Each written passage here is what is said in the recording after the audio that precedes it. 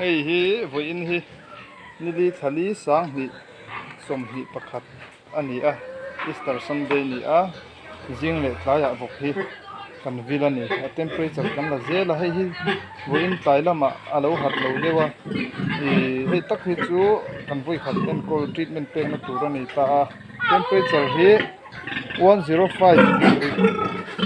ron hi thani a chuan hei hi arai lai ani a utami khu arai lai ni a lian thakop mai boka hei hi 99.9 ania tukina lai lama chuan 99.1 alo nia chan chu nia kan ngai thea chuan vitamin pek tur kan nei to thot lowa chuanin hei hi chu ala hat tha hei ti hian no te pakua pariat vela neya no dak ba o kan la tlo po duri lawani chuan helama hian kan kal le anga he tunami hi pi rimoi vok farm mi an ni hloma hei hi vok no te pathum kan hmu a avar hi tuk ina zapa nga le point nga ania temperature hei tuna chuan chote ei pe to thokop me rang te ron hoi hi za pathum le point hi ani a chuan adum te so za pahni le point khat ani tukina temperature chu kan lak dan ni a chuan hei helama te po an oma tuna vok te ka soi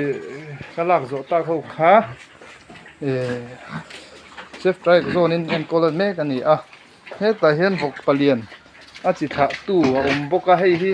tukina alo luak ka hei voin tai teng hian a chau kha a temperature hi tuk in khan heta hi zia ka 99.8 ani a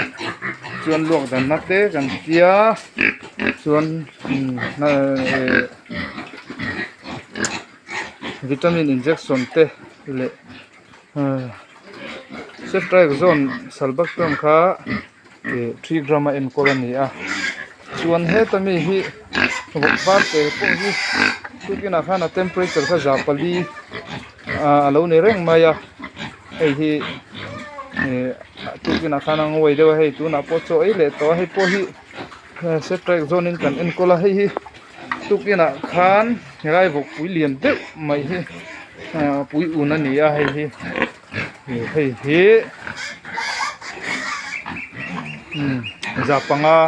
temperature ania chuan na thok na te kan han tia chuanin dicrease en colony a polybian te ne na dicrease en colony chuanin tuna chuan lai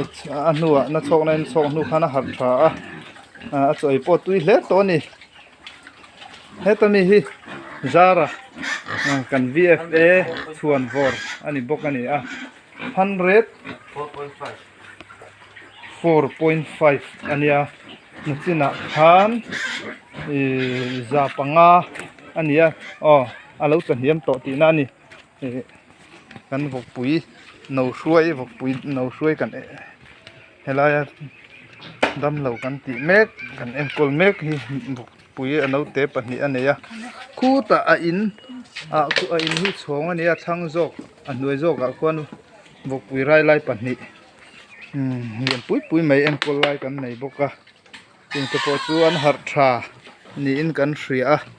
kan lom le ani dam doi lampang kan nei a limit ma wangin du angin kan enkol hlei thei lowa tuna po zol nuama dam doi dor lian ami ho te po an polybian nei zong te neurobian nei te po kan root zo to ni leksona te thil chi hrang kha tiang poimo chi kan root zo to a tuk lama hian dam doi te po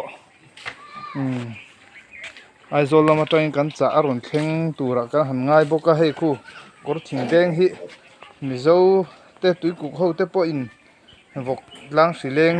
vela hian a tha en ti wangi vok pu hria te po hei heti hian a nei tupa zona hianin